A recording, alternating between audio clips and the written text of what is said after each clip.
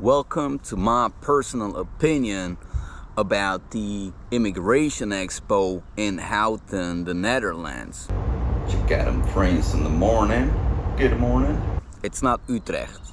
I know some people say it's Utrecht. It's not Utrecht, it's Houten. It has its own place, okay? Respect that.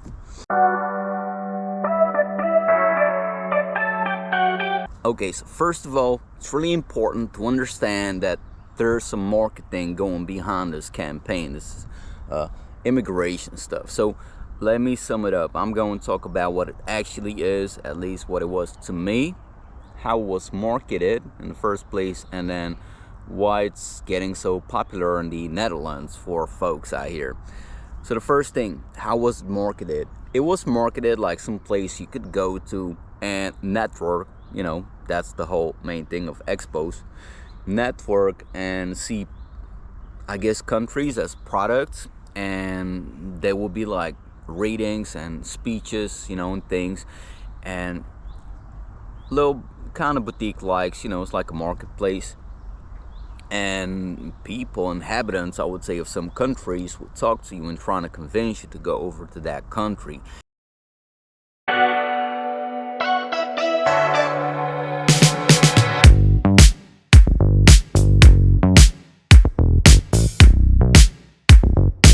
Now, after visiting, or in the middle of visiting, I noticed that it's really about getting you there. It's important to get you there. So they might miss something in their country. It's a lot of time just, you know, finances or working forces, and they need to get people, you know, makes sense. It's not about the nature, beautiful nature, come out here and see that. Okay, we got great nature out here, you know, Netherlands, pretty beautiful, pretty flat, but, you know, nonetheless. But it's all about getting us there. Now, to me, this is not, or it was not, this is the argument of the video, okay? Pay attention. It is wrong to call this Immigration Expo.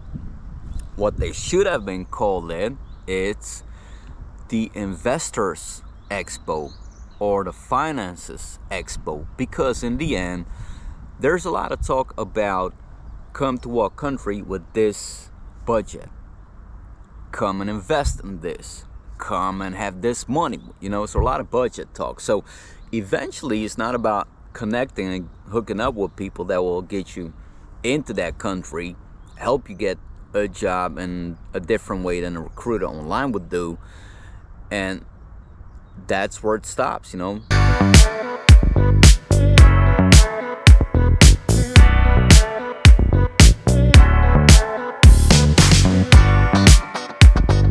Yeah, that's my opinion. That's the honest opinion I can give you after visiting, because it's definitely not what I expected, what was marketed. And also, let me talk about the marketing. I noticed that I got a lot of spam after signing up for their newsletter, for the tickets and all that. So once I gave them my email, I noticed a lot of spam, and I know it's coming from that, you know, from that specific interaction. I know it's not from somewhere else. So they got a leak somewhere, or they're sharing it with third parties, which I'm not okay with, because I'm getting a lot of spam now. But that's a different thing. But the expo itself, it's definitely not worth the name the Immigration Expo. It's worth the name the Investors Expo.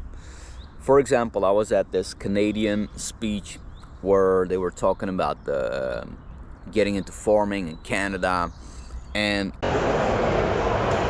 so we got the first treats of the day already, lollipops and stuff, and the overall sector, making sure that there's different kind of species that aren't the familiar ones. Yes, nobody going to rush. That if you're not planning to come and work in Oulu, but please come visit us. We had at the end of the speech, like kind of, you know, around the end, after half an hour, I guess, they got into you got to bring this, I don't know, was like 150 or 250K with you as a budget to start something. And I was, oh, and pretty cheap, like super cheap. It's way more expensive out here. Well, I thought you guys need us, you know, like getting over there to help you revamp the, you know, get the industry up and help you with the manpower and all that. But at the end of the day, you expect finances. So it sounded to me, at least, and I'm a rookie, I'm a noob, I don't know what this is about, but I'm just, you know, I was looking for new opportunities, and to me it sounded like, come over here with your money and you'll have a great time. Well, no, okay. Die ook een land bekend is.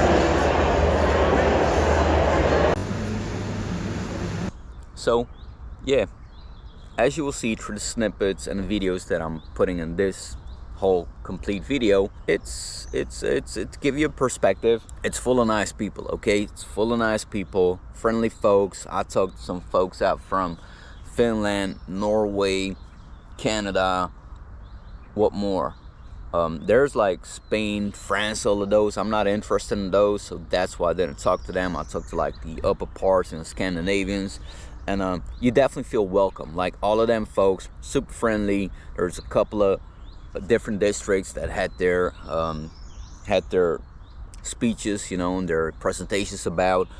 Sweden was definitely nice. It was very professional. The Swedish one, I like the Swedish one. Props for that one. They had like people talk from that made the move from especially the Netherlands into Sweden. They got into the Arctic parts, and they were discussing about how they got there, struggles, the fun things, so all of the specifics. But it's such a small time frame that it's really hard to get the whole picture. They also mentioned like it's really smart and they would advise you to learn the language. Now, I was raised up thinking Scandinavian countries are real good at English, so that was kind of a shocker to me. Now, I do understand you trying to get into the culture, you want to get with the people. They're really like, they say they're social people, and I think they are. I thought there would be more openness to English, but they kind of push it for know the language. And of course, I agree with the fact that it will help you know with City Hall, getting papers done and all of that. But at the end of the day, I thought it's like the super advanced country that would talk English. Again, I might be naive and thinking that the whole world is talking English, but that's my opinion about it. And for the rest, that is my honest feedback after going there. What more? Oh yeah, travel was amazing. Like, I'm not talking about trains, but they had like buses going from the station to the expo, buses from the expo to the station back. Amazing, you know. There was enough catering to get around, there were enough breaks.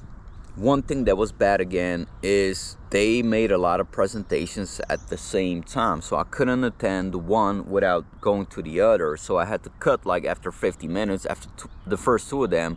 I thought, you know, I cannot be in two places at the same time. I cannot be at 11 or 11:15 here and 11:15 here. So that is a bad planning. I know you can't do all of them, but again, me as a customer, I had a bad time really listening to what was said and taking the whole speech. So after 50 minutes, I went to the next one. So that's why I missed the front of the next one and I missed the back of the first one. So that is really bad in terms of organization. Again, I do understand it's pretty hard, but think about it, you know, make it doable. Which don't make sense if you ask me, because you can't be at 4 places at the same time, or 6 places, or 2 places at the same time. So this is pretty wrong with the organization. This is my first remark. Yeah. For the rest, again, I like the folks. Everybody was friendly, all nice, you know, helpful. Like, everybody's helpful. City Houten, you know, I don't know a lot about it. I just went to this venue, and that is it. So, you know, take it for what it is. This is just honest stuff, raw by L. Have a good one.